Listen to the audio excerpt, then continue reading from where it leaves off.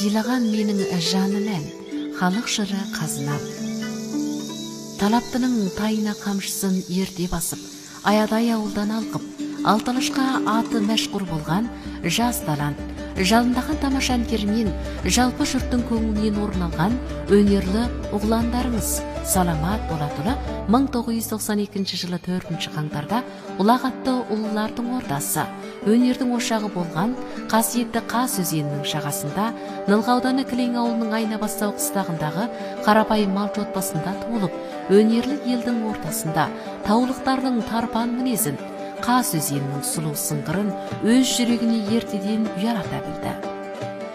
Осылайша, ол алғашқы мектеп қойнауында жүріп-ақ, тәңір сыйлаған тардай талантын тасқа жанып, өнерлілерге еліктеп, өлең жыр жазып, халық арасындағы қаймағы қалың халық жырларымен сусындап, ағаларының алтын ізімен арманның арғымағын жаратып, тұлпарын топқа қосты.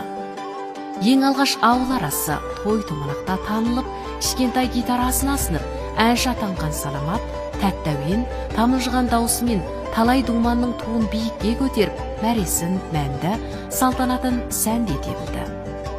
Көп замай өнерінің алтын қоржыны сазды әуендерге толып, қазыналы халқының қаймағы қалың халық жырларын жаңаша ізділмен жаңғырып, тың жаңа слопта гитараның келі үніне қосып, тәтті әуендермен тамылжытып, өмірге қайта туындатты.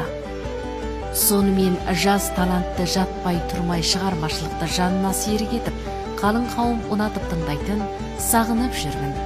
Бақытты бол, достар. Халық жыр атты өлмес әндерді өмірге әкелумен бірге шабыт жағаласын шарықтатып жазған Алдам Шөмір. Ғашық сыры, көктем келді. Әке, ана, іздеме мені. Сол көктем оралмайды сынды бір қыдыру лирикалық өлең жырлары қатысты баспа беттерінде жарық көрді. Жуырда жаста болса жалындап тұрған өнерпаз ұлдарыңыз Саламат бола тұра, өзі туған өлкесінің өрелі еліне есеп беру негізінде Құттан жылының соңы, яғни 2018 жылы 28 желтоқсан күні қолдаушыларының жақыннан жәрдем беруінде халық жыры қазынам атты шекелік ән кешін ұйымдастырып, тұғыры биік туған еліне жырдан кешу әсем әннен ләззат сыйлады. Керімкеш Саламаттың кіндік кесіп кірін жуған туған ауылы күлтелі мекен Кілеңде саналы әнші Саламаттың өнерін сүйген 7 жастан 70 жасқа дейінгі қалың елінің қатысуымен тамаша өтті.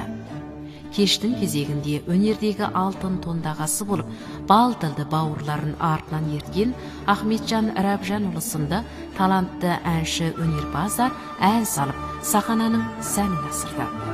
Сондай-ақ Саламаттың сәніне емес, тамылжыта салған әніне, өрелі өнеріне қошамет білдірген қалың қауым арасынан ауылдың алқаулы азаматтары халықтың жол жосынымен кеш есіне кеселі шапан жауып, кер бестісін мінгізіп, арғымағын көлденең тартты.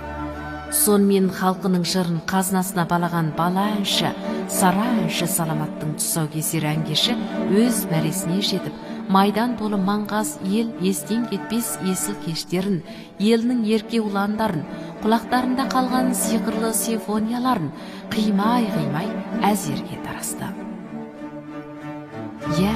Айғайшының бәрі әнші емес, бақыр ұстағанның бәрі қазаншы емес демекші, жүзден жүйрік мыңнан тұлпар шыққан, жаста болса да талантымен талайды тамсандырған, Саламаттай арда елінің алқауына бөлінген асыл азаматымыздың алдағы күндеріне сәттілік, мұнанда мол мұғжизалы шығармашылық табыс, шашасына шаң жұқпас шабыс тілейміз.